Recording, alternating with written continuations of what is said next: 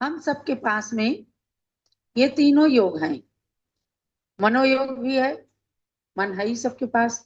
वचन योग और काय योग, और इन तीनों योगों की एकता करके, तीनों की सजगता पूर्वक वीतराग विज्ञानता को नमन करके आचार्यों की वाणी के अनुसार पंडित दौलत राम जी ने छह ढाला के अंदर चारों गतियों के दुखों का जो रोमांचक वर्णन किया है कि कोई भी प्राणी प्रथम ढाल को पढ़कर वास्तव में कभी भी नरक नहीं जाना चाहेगा, ना तिर्यंच गति के दुख उठाना चाहेगा, बल्कि उसकी यही इच्छा होगी कि हम कैसे करके देवगति या मनुष्य गति को प्राप्त करें।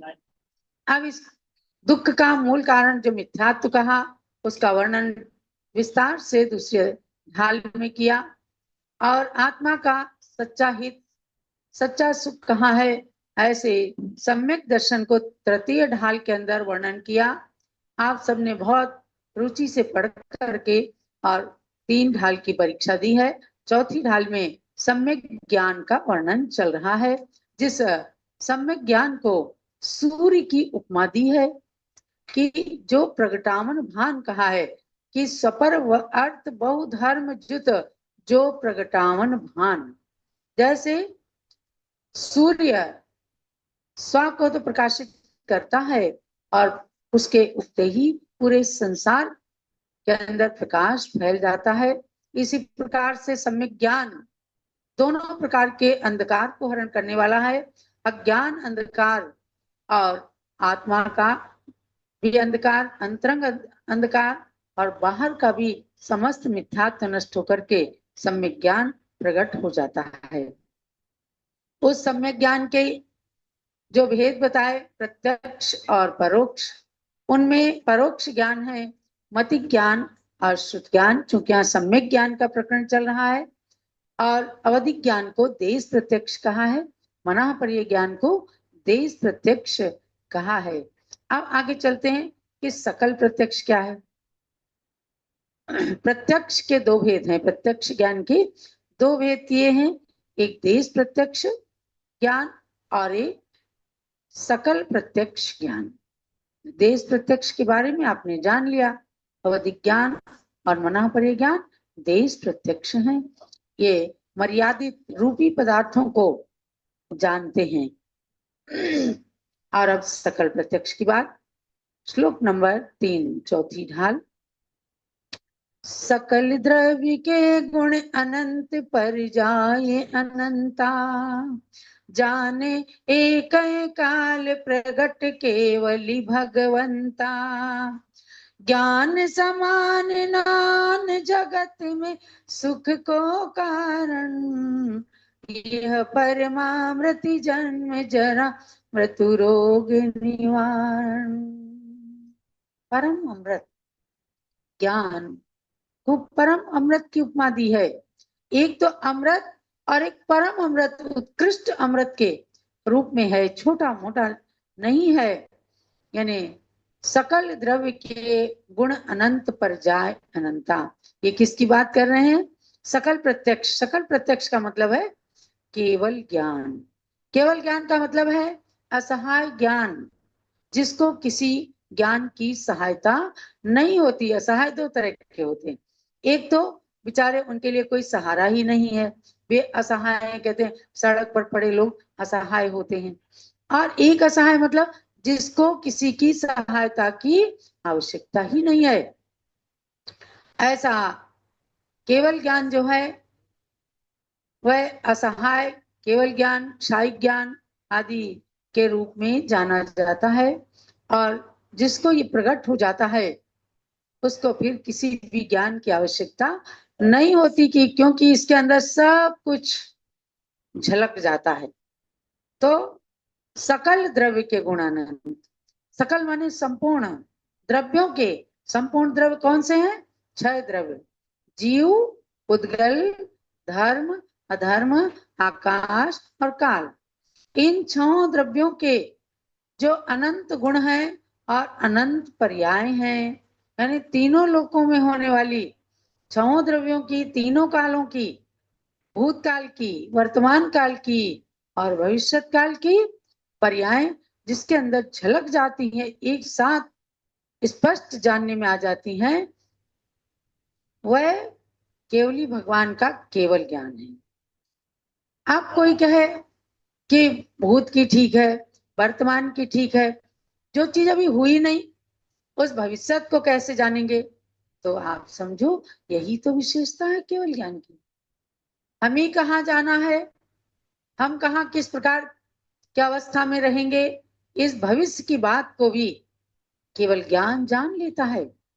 भगवान महावीर ने अपने केवल ज्ञान से ही तो बताया कि हे राजा श्रेणिक, आज तुम हमारे समो शरण के प्रमुख श्रोता हो और आगे आने वाले काल में जब तीर्थंकरों का जन्म भरत क्षेत्र की धरती पर होगा, तब आप अयोध्या में प्रथम तीर्थंकर के रूप में जन्मेंगे। तो अपन भविष्यकालीन तीर्थंकरों के 24 तीर्थंकर के भी नाम पढ़ते हैं।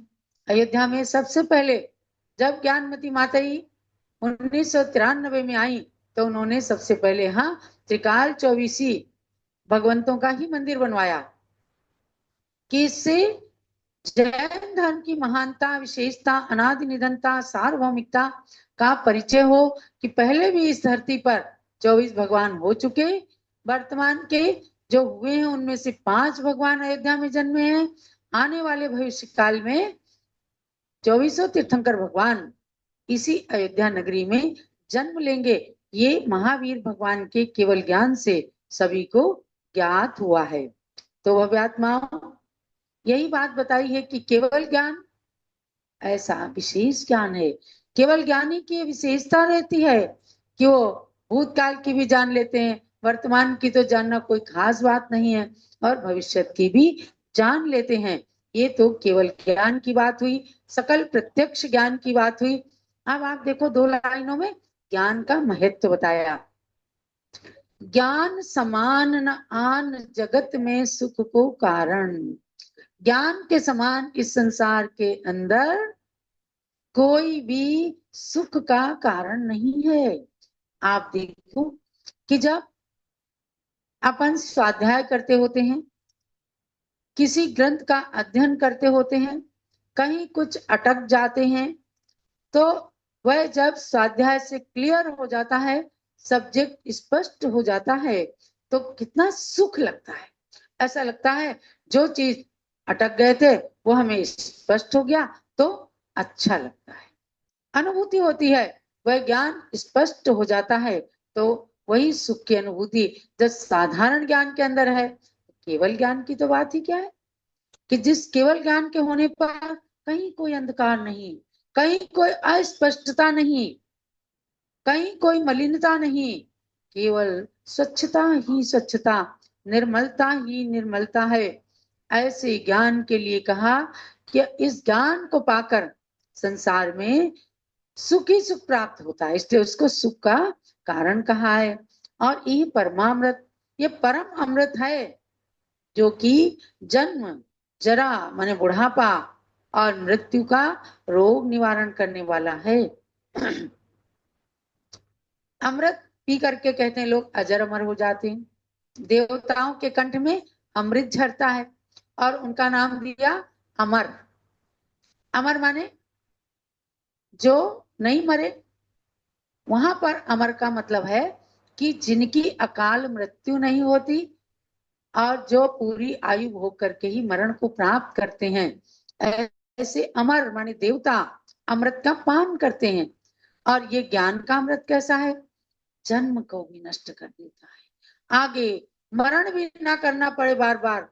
तो जन्म और मरण नहीं होगा तो बुढ़ापा किसको आएगा?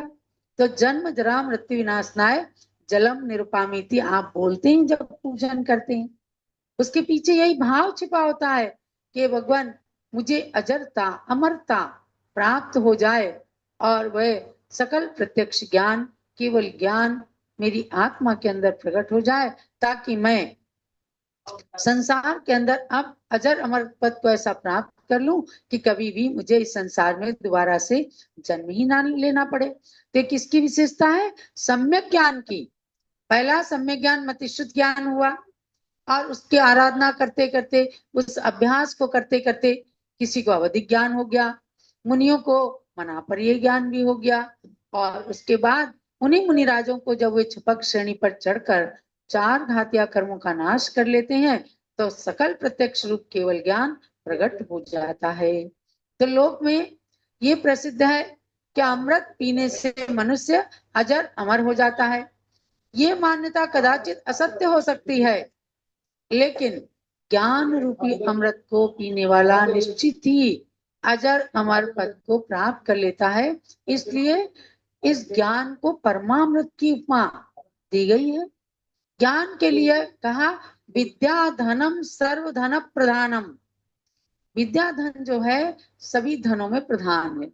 कोई बैंक से पैसे लेके जा रहा है, किसी की अंटी में पैसे हैं, कोई कमा करके ला रहा है, उसको कोई लूट सकता है, चोर चोरी कर सकते हैं, लेकिन ज्ञान के धन को कौन चोरी कर सकता है?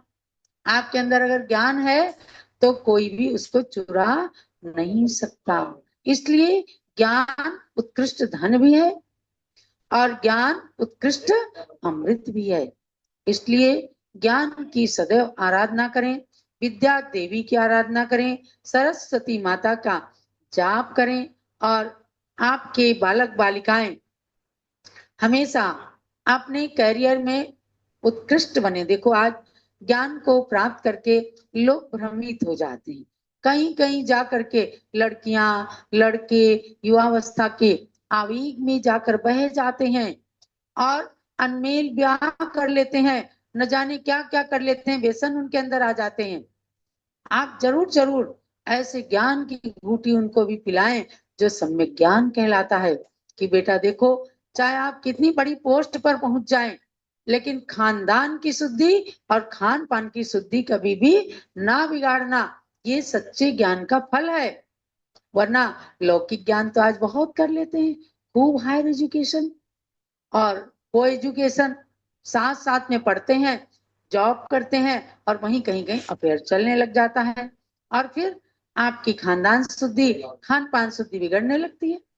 न जाने कितने लोगों को कहते देखा जाता है, माता जी हमने ऐसा नहीं सोचा था कि हम बच्चे को कैसे कैसे करके पढ़ाएंगे, आज वो भाग गया, इस तरह कर लिया, कहीं किसी की लड़की भागी जा रही है। तो ये क्या है? आध्यात्मिक ज्ञान का अभाव। प्रारंभ से ही आप ऐसे संस्कार डालें बच्चों के अंदर, कभी भी भ्रमित हो गुरु के पास जाएं, कभी भी भ्रमित हो भगवान के पास जाएं। गुरु एक ऐसे भगवान है जो आपको गड्ढे में गिरते हुए से बचा सकते हैं, जो आपको दिग्भ्रमित होने से बचा सकते हैं। लेकिन जब सद्बुद्धि आएगी तभी तो गुरु का आश्रय पाएंगे। तो सद्बुद्धि के लिए हमेशा कामना करें, सरस्वती माता की आराधना करें। इसी भावना के साथ आप सबके लिए मंगल आशीर्वाद है। और आज स्वाध्याय का यही सार समझना कि हमें छोटे से छोटा ज्ञान प्राप्त करने के लिए सम्यक ज्ञान की चीजें पढ़ना है। इसके लिए आप प्राचीन आचार्यों की कृतियों का, चार अनुयोगों के ग्रंथों का अध्ययन करके अपनी बुद्धि को सम्यक बनाएं। जावाणी के ज्ञान ते सूझे लोकालो, सोवाणी मस्तक चढ़ो सदा देता हूँ धोख। जिनवाणी भारती तो जपू दिन रैन, जो तेरी शरणा गए सो पावे सुख। जलो दात मई जिनवाणी माता की। अब गुरु भक्ति की ओर चलते हैं। ओम ह्रीम